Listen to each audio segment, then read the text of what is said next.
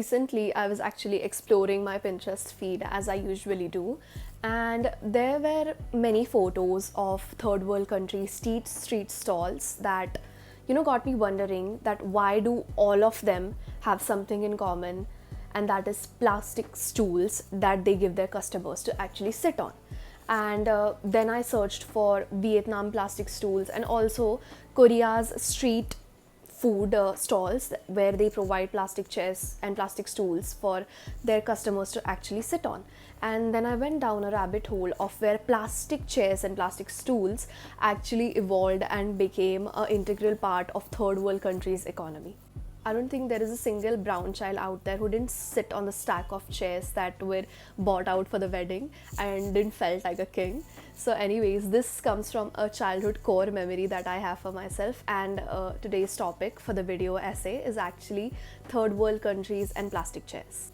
So, when plastic was actually discovered in early 1800s and 1900s, it was not used as a plastic furniture tool, but rather as an experimental and decorative item because it was in an initial stage, and it was very hard for the scientists and the innovators to mold it into furniture. So rather than that, they actually used it as a decorative statement. Then after post World War II, there were many thermoplastics that were invented by these scientists, which they used by injection molding, which is basically a process that we use where we heat up the plastic and put it into solid molds so it can convert itself into a furniture. Plastic has also went through many evolutionary phases when it was initially created. So the first of its phase was actually a modernist and experimental kind of phase in which designers such as Charles Enrave actually mixed plastic with fiberglass and created these chairs that were not cheap, but rather they was used as a designer statement. It was not cheap plastic, but rather it was aimed at offices and home.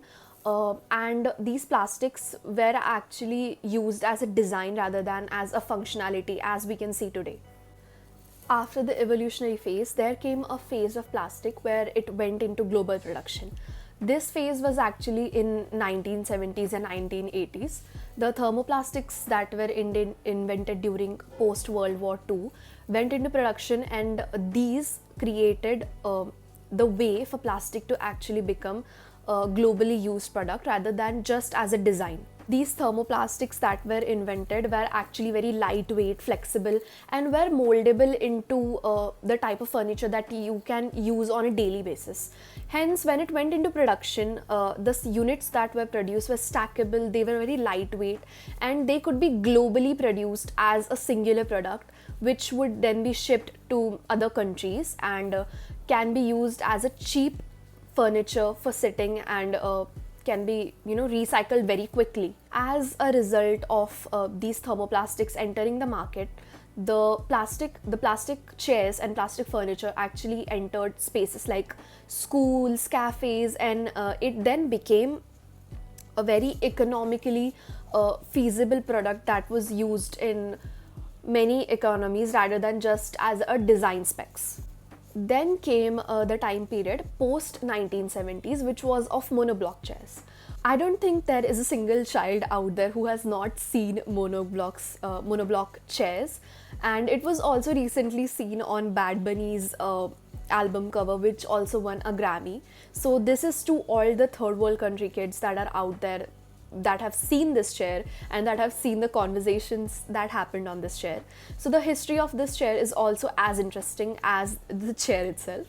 Anyways, so after the thermoplastics were invented, this singular chair became so popular in the entire third world countries that it is one of the most globally produced items out there.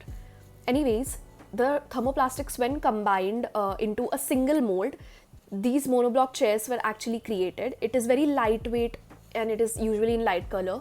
It is very popular because it is very economically feasible, and also because they are stackable, very cheap, and they do not require much of maintenance, and they can be purchased by anyone. Monoblock chairs also have very low production cost, and they are not much affected by the weather, and hence they can be found in entirety of Asia, no matter which country you're from. You can see this in Vietnam, you can also see this in Spanish countries, you can see this in India. This type of chair is actually very common in weddings, and this is the stack that us brown kids actually used to sit on and enjoy our lives, but that was a different time. Then in 1990s to 2000s, plastic, after monoblock chairs, designers thought that they can also kind of experiment with plastics, and then came the other types of furniture that you guys can see today, like the stools and any other types of chairs.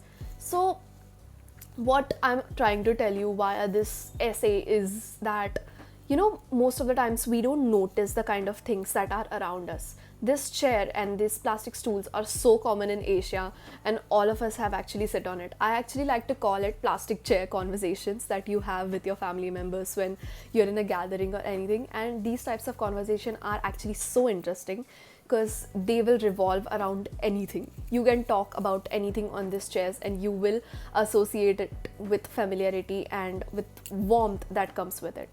Most of the times I think these chair conversation can revolve around, you know, politics, culture, how our life is going. The most, you know, sought after conversations that I had on these chairs were philosophical, and I loved it every single time. The reason these monoblock chairs and these plastic chairs were so popular in third world countries and any country that, you know, has a economic parity was because these are very economically feasible. This type of furniture do not discriminate between the rich and the poor. They can be accessed by anyone, and hence it actually became a kind of, you know, mass produced items, since so many of vendors and so many of third world country peoples were actually consuming it.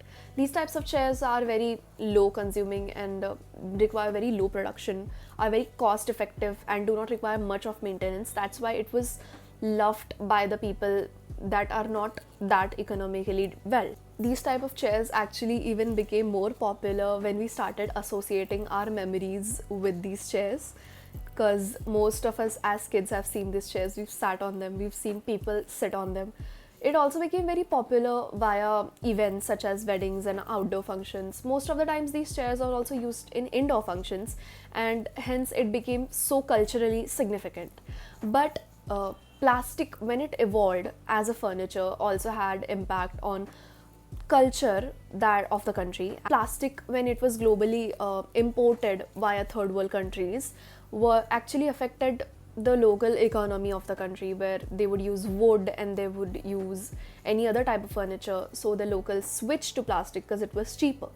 Plastic has given, plastic chairs and plastic furniture in general have given people accessibility to furniture, but it has also affected the local economy more. Most of us kids remember the plastic chairs and plastic stools as a memory, because when we would gather as a family or in a wedding, we would obviously sit on these chairs, and these chairs used to hold so many conversations. If they could speak, they would tell so many stories, and I just know that each one of us kids has seen these chairs somewhere, and they are actually very close to our hearts. I would like to end this video by saying that there are many such items in our daily life that we do not pay much attention to, because they have been around so much that they have actually become a part of our lives. I'm actually also shooting my video by keeping my phone on a tripod on a plastic stool. So that is how culturally important plastic has become to us, but we don't see it. This is actually my effort for myself to see more of these things around that we don't generally see but have integrated themselves into our lives. And I will be continuing these series by bringing more of such items and their history, so we can more or less see what we have going on. See you soon.